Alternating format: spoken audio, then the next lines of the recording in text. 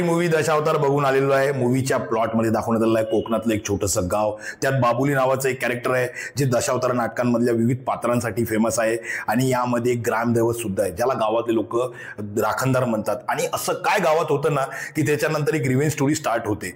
तर मूवीचा सगळ्यात मोठा प्लस पॉईंट म्हणजे दिलीप सरांचं परफॉर्मन्स, स्पेशली फर्स्ट हाफ मधले जितके ते दशावतारी नाटकांमधले विविध पात्र त्यांनी साकारले ना ते बघण्यासारखे आहे। आणि यामध्ये खूप साऱ्या सिक्वेन्समध्ये त्यांचे जे फेशियल एक्सप्रेशन्स होते, ज्या प्रकारे त्यांनी डोळ्यामधून ऍक्ट केलेलं आहे ना ते बघण्यासारखं आहे। आणि या वयात ना या प्रकारचं फिजिकली डिमांडिंग रोल करणे ते खूप मोठी गोष्ट आहे। आणि सेकंड प्लस पॉईंट म्हणजे ए.व्ही. प्रभुचंद यांचं म्युझिक मला खूप आवडलेलं आहे। फर्स्ट हाफ मध्ये जो रंग पूजा नावाचा गाणं आहे तो मला खूप आवडलेला आहे। आणि यामध्ये इतके सारे सॉन्ग सिक्वेन्सेस दाखवलेले आहे, जास्तीत जास्त जे नाटकातल्या सिक्वेन्समध्ये येतात ना त्यांचं पिक्चरेशन सुद्धा खूप चांगलं झालेलं आहे। आणि फिल्मची जे प्रोडक्शन डिझाईन आहे, सिनेमॅटोग्राफी आहे, साऊंड आहे, ते सगळंच चांगल्या दर्जाचं आहे। आणि फिल्मच्या निगेटिव्ह आस्पेक्ट्स बद्दल बोलायचं झालं तर फर्स्ट हाफ मध्ये ना खूप जास्त टाइम घेतलेला आहे तो ड्रामाला एस्टॅब्लिश करण्यासाठी।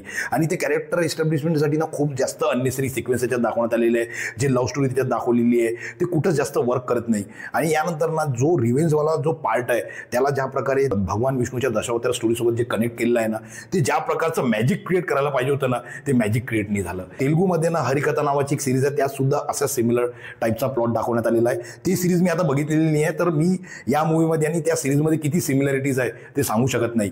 आणि या मूवीमधली जी रिव्हेंज स्टोरी दाखवण्यात आलेली आहे ना त्यात जे इमोशनल कनेक्शन व्हायला पाहिजे कॅरेक्टर्सबद्दल ते कुठंच फील होत नाही।